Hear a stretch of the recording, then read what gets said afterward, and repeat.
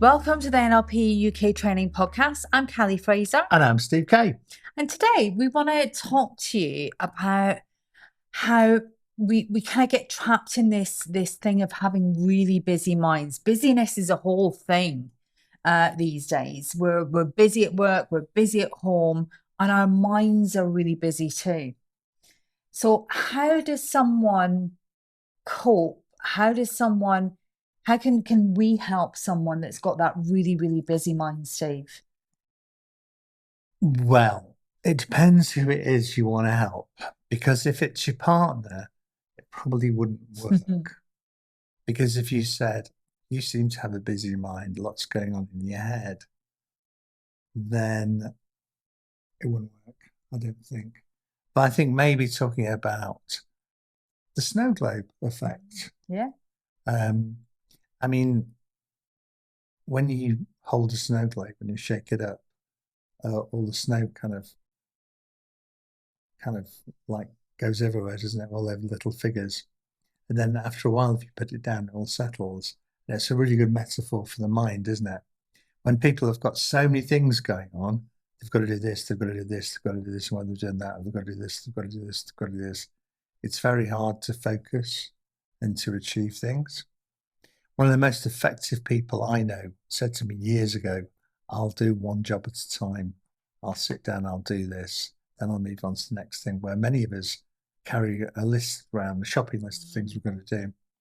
Another example, another good one is if you walk through a puddle in your wellies, if you walk through a puddle in your boots, then all the sediment comes to the surface, doesn't it? It does. But then after a while, kind of it all settles down again. And our minds can be like that, because have you ever had like lots of things going in your mind, and then you have a good night's sleep, and the next day it's like, oh, it's all gone away. It's almost like A self-correcting system, isn't it? Yeah, it's almost like you've got like 101 different tabs open on your browser, and everything starts to work more slowly when your mind's busy. Yeah. You can't kind of pick out the one thing that is most important for you. And this is a problem if, say, in a sales kind of environment with somebody, or a meeting at work, and they're telling you something, and you're listening, but you're thinking 3 questions ahead. So you're not really listening to what they're saying because your mind's so busy with what you want to ask next. Yeah, so you're not actually paying attention to anything that they're saying.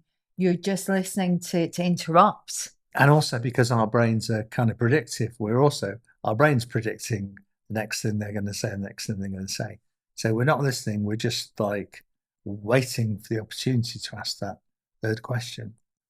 And that means in a meeting or in a coaching session, unless your mind's clear, you can't really listen. Should I tell you how I get my mind clear? Yeah.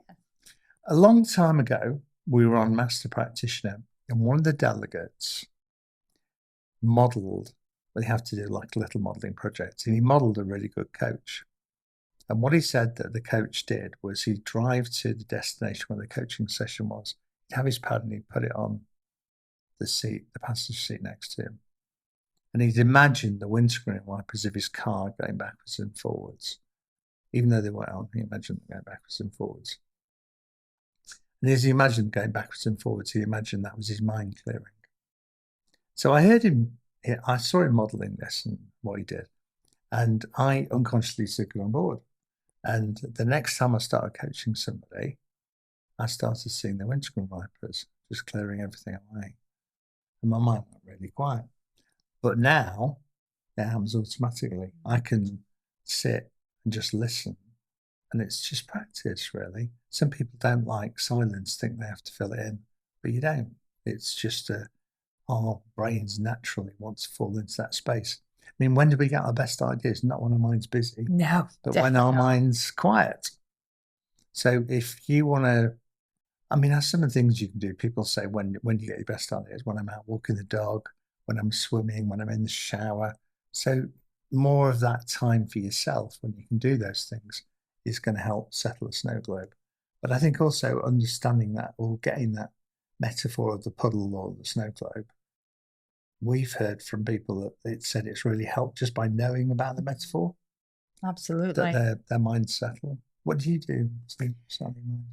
So Matt, as you know, my other half, Yeah, your husband to he's be. my husband to be. He's Doesn't in know yet, IT. but husband to be. Yeah, So Matt's in IT. So yeah, he's an IT security manager. yeah, And so he does all my tech at home.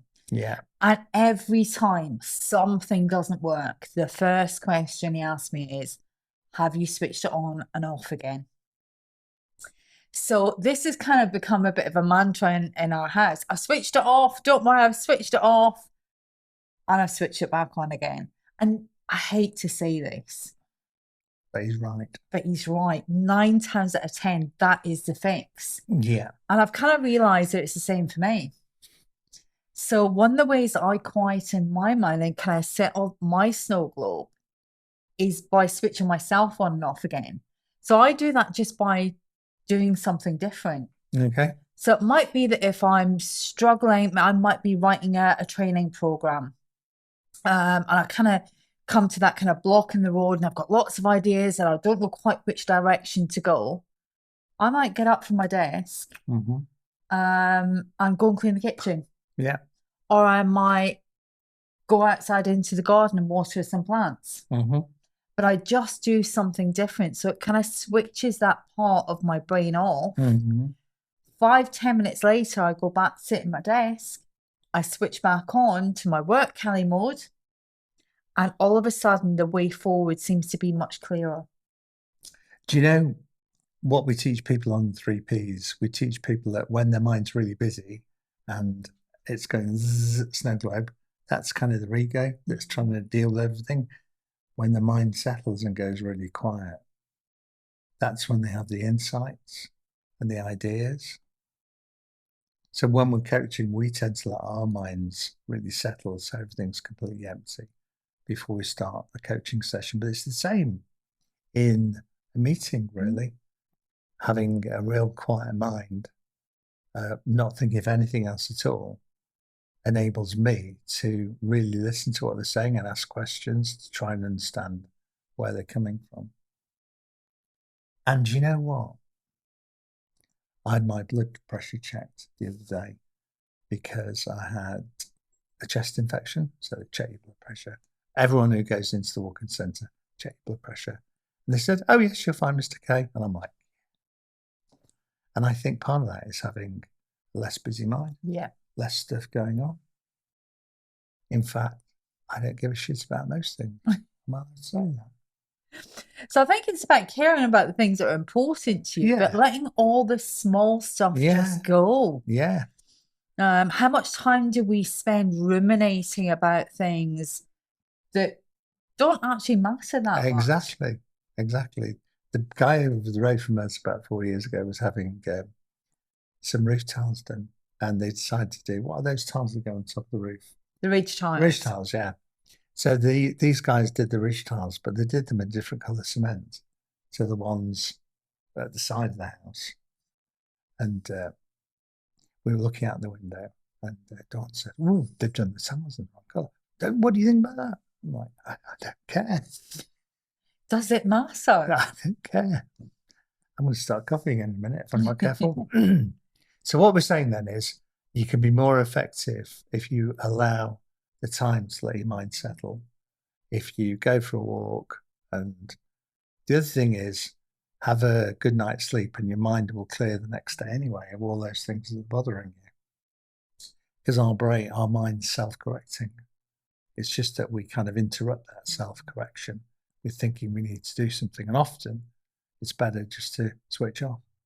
Yeah, because actually it's ourselves. That was my ending then. I was going to say. Sorry. So I was going to do a clever link there and say, so that's us now. We're switching off. But yeah, you carry on. But that's the thing. We kind of shake our own snow globes, don't we? Exactly. By ruminating over and over and over again, we keep shaking the snow globe and we never see that thing that's inside. So it's up to us to just pause. Yeah. Let it settle. Yeah. See the goodness inside. Breathe. So that's it from us today, and we'll see you next time.